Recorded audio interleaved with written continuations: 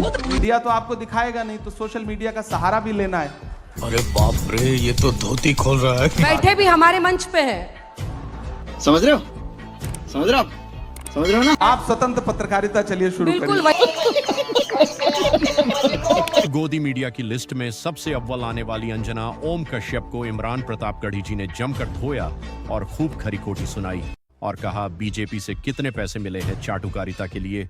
और आगे देखिए, मजा ही मजा आएगा। ऐसे ही वीडियो देखने के लिए हमारे चैनल को सब्सक्राइब, लाइक, शेयर, कमेंट करें। तो चलिए शुरू करते हैं।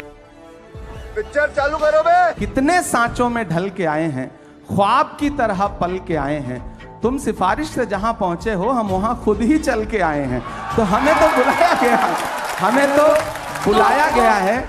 और मैं आने और बुलाने के इस बहस में नहीं पड़ना चाहता, लेकिन मैं एक बात ये कहना चाहता हूं कि नेता देखिए, मैं बात पूरी कर लूं उसके बाद देखिए, मैं आपको पूरा मौका दूंगा, मैं आपकी बात का जवाब भी दूंगा। सिफारिश पर मैं भी तो एक कविता सुनाऊंगा। मैं आपके लिए आप सुनिए। नहीं, मैं आपकी मैं कविता उस बाद में माटी सुनूंगा। का वृक्ष नहीं जिसको नदियों ने सींचा है, बंजर माटी में पलकर मैंने मृत्यु से जीवन खींचा है। वाह, याद रखिएगा, तो कविता पूरी हो वाले और गई। होंगे। अब मैं बात जो कह रहा था कि यहाँ बुलाने और आने का सवाल नहीं है। नेता और मीडिया दोनों एक दूसरे के पूरक हैं। आप हैं तो हम हैं, हम हैं तो आप हैं। बिना हमारे आपका भी वजूद नहीं है और बिना आपके हमारा भी वजूद नहीं है। हम दोनों एक दूसरे की जरूरत हैं, तो हम दोनों एक दूसरे को उसी रूप में कबूल करें। हम आपस में लड़े नहीं।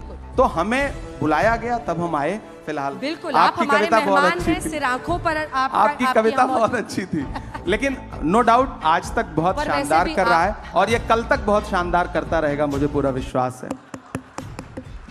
यही तो है कि आग भी जब प्रशंसा करने लगे, या पानी, whatever you नहीं, मैं प्रशंसा करूंगा। पर आग और पानी के बीच में समझौता होना भी मैं नहीं आपकी चाहिए। पत्रकारिता की प्रशंसा करता हूँ, इसमें कोई दो राय नहीं। आप अच्छी पत्रकारिता करती हैं और हम सब युवा हुए हैं आपको देख करके, आपको सुन करके। ये मेरे लिए बहुत खुशी की बात है कि मुझे देख कर आप जैसे लोग जवान हो गए। हम एक वक्त शायर में भी बने और फिर नेता भी बन गए। जब यूनिवर्सिटी में पढ़ रहे थे तो हमें मतलब कुछ चंद लोग हैं, चुनिंदा लोग हैं जिनकी पत्रकारिता सुन रहे थे हम लोग, और हमें लगा कि पत्रकारिता की पढ़ाई करनी चाहिए।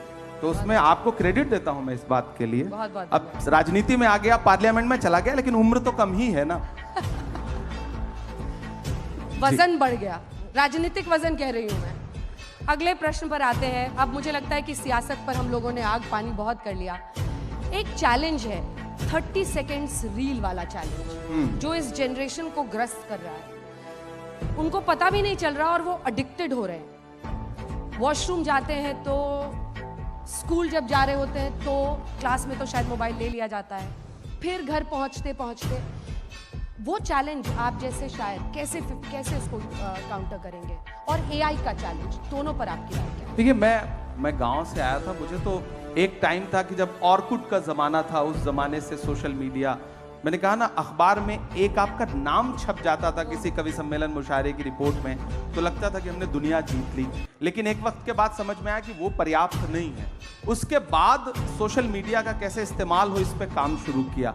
तो हम तो जो हैं, हमारे जैसे लोग जो हैं, वो अमीर इमाम का एक बहुत अच्छा शेर है कि आए हैं और शान से आए हुए हैं हम, आए हैं और शान से आए हुए हैं हम, मिट्टी में आसमान से आए हुए हैं हम, सीना महक रहा है तो हैरत है किस लिए, फूलों के खानदान से आए हुए हैं हम।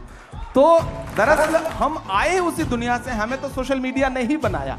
सच बात यह है कि यूट्यूब पे वीडियोस वायरल हो गए, वरना तो एक कॉकस था शायरों का, कवियों का, वो आपको मंच कभी लेने ही नहीं दे रहे। ज्यादा डेमोक्रेटाइजेशन हुआ, लड़ाई ही अलग थी, हमारी तो लड़ाई ही अलग थी। हम किसी गुट का हिस्सा नहीं थे कवि सम्मेलन मुशायरों में। तो या तो दो शर्तें थी, या तो आप उनका बैग उठाइए या तो उनका गिलास उठाइए। हम दोनों से बचे हुए थे, तो उस बचत की वजह से सब दुश्मन थे। लेकिन ये तो भला हो सोशल मीडिया का कि आवाम तक पहुंची। फिर आयोजक पे इतना दबाव रहता था कि भाई इमरान प्रतापगढ़ी को बुलाओ, एक नया सा लड़का आया है, वो अच्छा पढ़ता है। तो उस दबाव की वजह से हम यहां तक पहुंचे, मैं तो मानता हूं। तो सोशल मीडिया का वो दबाव है, उसे प्यार से हैंडल करिए, उस पर अच्छी अच्छी चीजें लिखिए, 30 सेकंड, अब हमें तो पार्लियामेंट में 0 आवर 3 मिनट में बोलना पड़ता है, लंबा सा भाषण है 3 मिनट में पूरा करना है। तो अभी तो पार्टी की तरफ से, मैं तो बहुत युवा हूं, तो हमारे तमाम सीनियर्स राज्यसभा में है, तो टाइम ही नहीं मिलता पार्टी वाला। तो अब आपको अपनी प्रेजेंस भी दिखानी है, तो 3 मिनट में अपनी बात कैसे रखें, तो वो बिल्कुल 30 सेकंड वाला ही मामला है, वहां के लिए 3 मिनट। तो उसमें कोशिश करते हैं कि अपनी बात रख पाएं और एडजस्ट कर लेता है इंसान। धीरे धीरे ये दौर भी खत्म हो जाएगा। ये जो नई पीढ़ी है ना, ये बहुत दिन तक किसी चीज को सर आंखों पे नहीं बिठा के रखती, ये उतार देगी बहुत जल्दी। रील वाला खुमार भी उतर जाएगा, मुझे पूरा